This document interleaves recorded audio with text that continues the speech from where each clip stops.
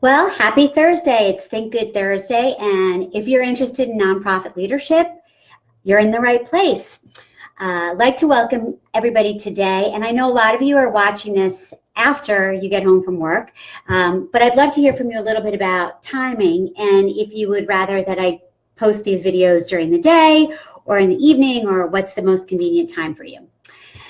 Today, I am talking about moving your chair. Yep, moving your chair. But let me build up to the concept of building your chair. Yesterday, I had the opportunity to attend a really fantastic event sponsored by our local nonprofit chamber and our United Way. And it featured an amazing speaker. And I have to look at my paper because I may not say his name right. So his name is Vu Le. And you might have read about him or seen his nonprofit blog in the past.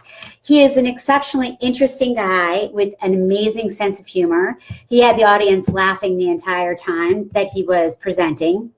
He is a self-proclaimed writer, speaker, vegan, Pisces, and he really likes to look at all of us in the nonprofit world as these amazing unicorns. And what I loved about his program and how he started his session was to really talk about why we should be proud to be working in this nonprofit space.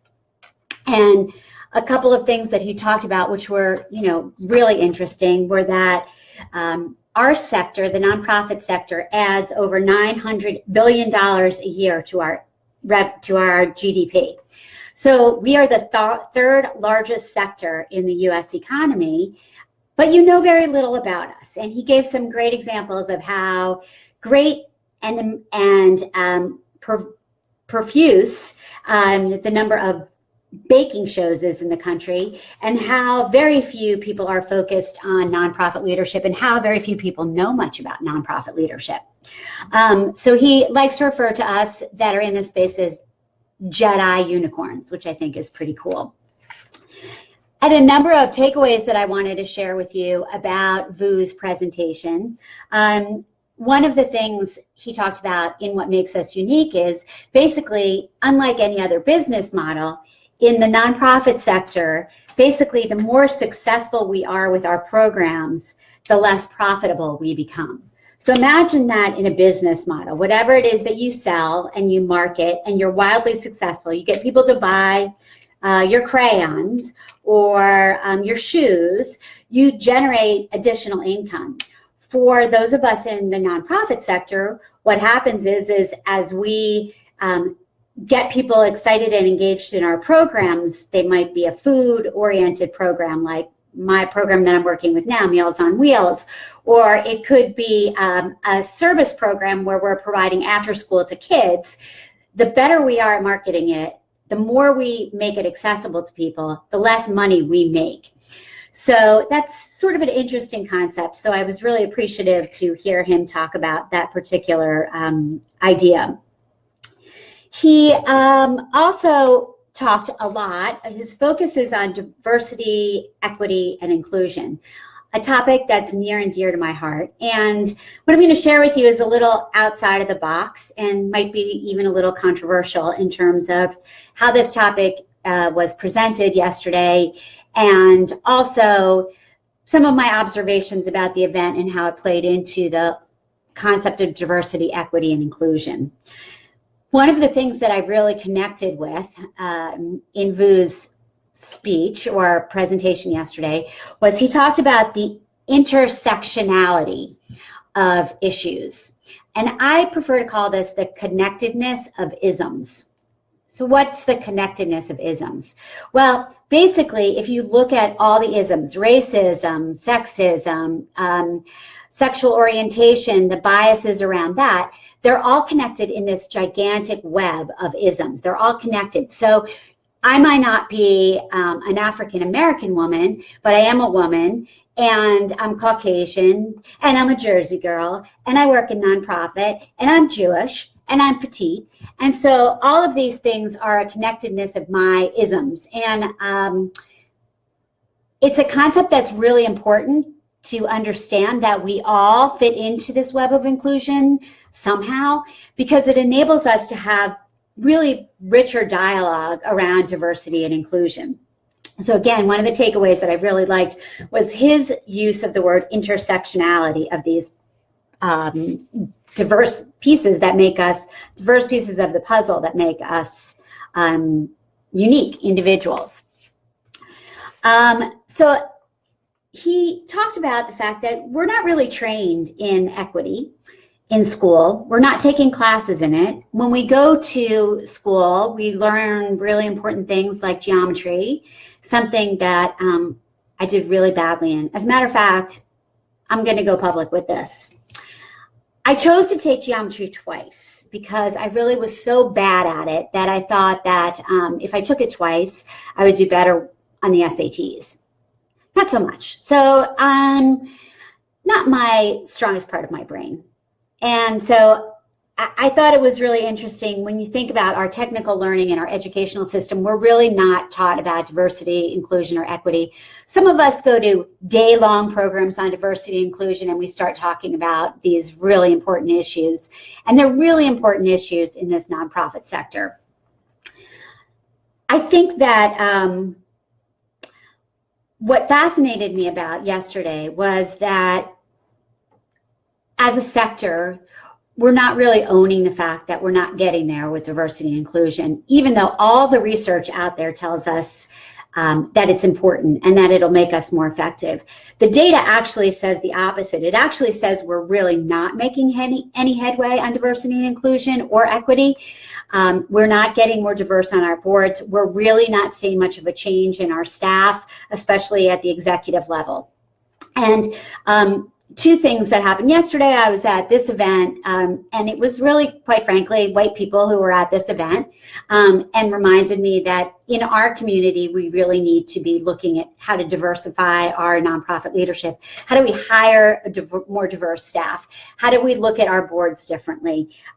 Vu talked about these topics, and he also talked about communication. How do we communicate differently in this space? And then I went to an event last night, which was a wonderful event. It was just absolutely fantastic.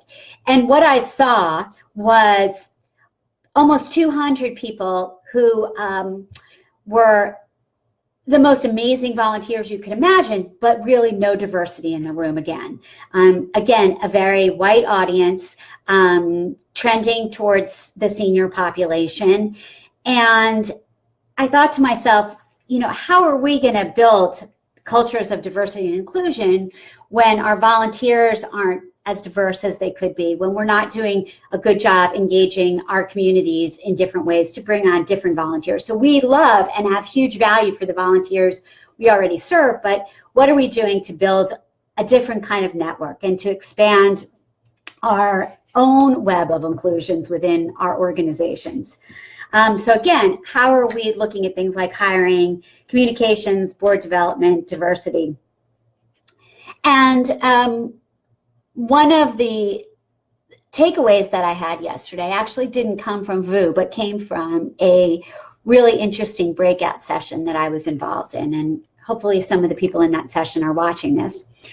But a couple things happened. So we all left this keynote totally inspired and were asked to break up into small groups. And we trotted off to our small groups. And my small group session was located in a room that was probably a good 10-minute walk from where the keynote presentation was, and it was raining. And I walked into the room, and the first thing I noticed was that it was really set up in a way that was a classroom, even though it was a beautiful open space. So there were speakers in the front, and there was classroom seating facing the speakers. And then there were like 6 very comfy chairs in the back of the room. And the purpose of the breakout was to start to have a conversation, which I think is super cool, on diversity and inclusion within our community. And we had 2 folks in our room who were asked to facilitate the session, and were given 3 questions to pursue.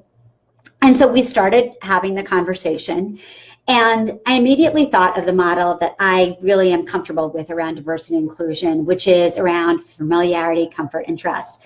Many of you have heard me talk about this before, but it really became abundantly clear yesterday. Working in this space of diversity and inclusion, which I have done, and I've worked in it as a consultant, and I've worked in it as a team member of a fully diverse organization, fully owned African-American firm, I was really struck by the fact, hey Diane, thanks for jumping onto the call.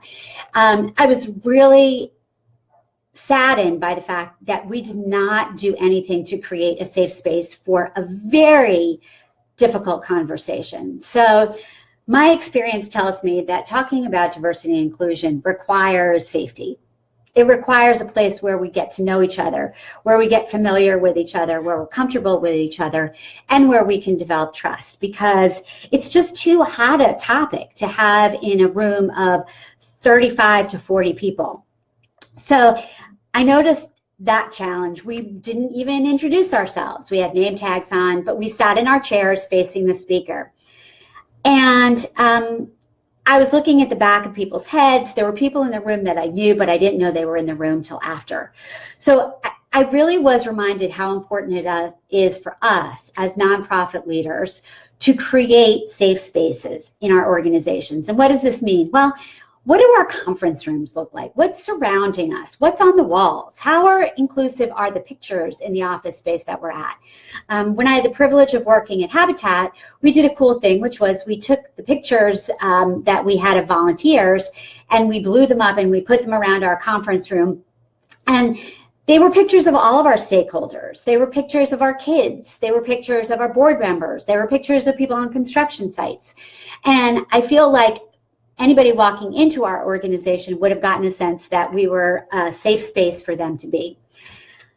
I thought yesterday what was interesting is what the dynamic would have been if we had all just moved our chairs and we had created a circle and we had all felt comfortable doing that instead of being in this much more lecture-y space.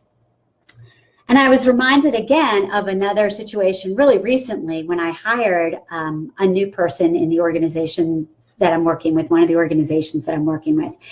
And she was coming in to interview. We had interviewed hundreds, we had actually seen hundreds of resumes for this position, which was a direct service position. And we were interviewing a number of candidates. And what made this candidate super spectacular and why we hired her, I think in the long run, is that we were sitting again at a table that was a long square table, very hard to see each other. And she literally rolled back her chair. And by rolling back her chair, she created a space that was so different for us to communicate with her in. And so there was a connection between all these things.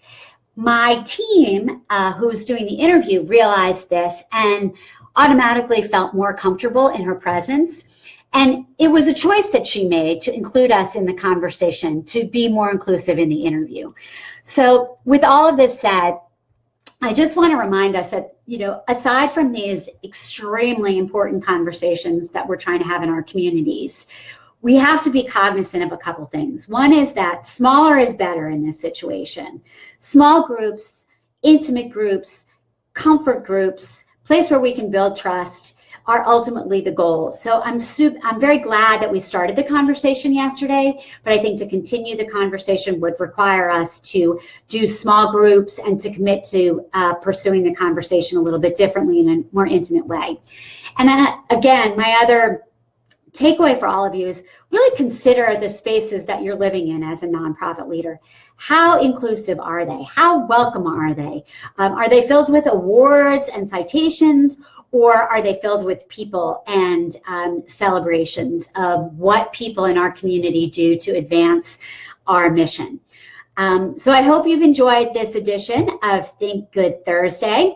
And I hope to hear more from all of you about this important topic. What are you doing to create the space within your organization? How mindful are you being about that? How are you teaching your staff to create these kind of spaces? And also let me know what you're thinking of these videos and how I can be of help to you moving forward. So again, thanks for being here today. No dogs, worked on that today. And I hope you have a wonderful Think Good Thursday. Again, thanks for tuning in.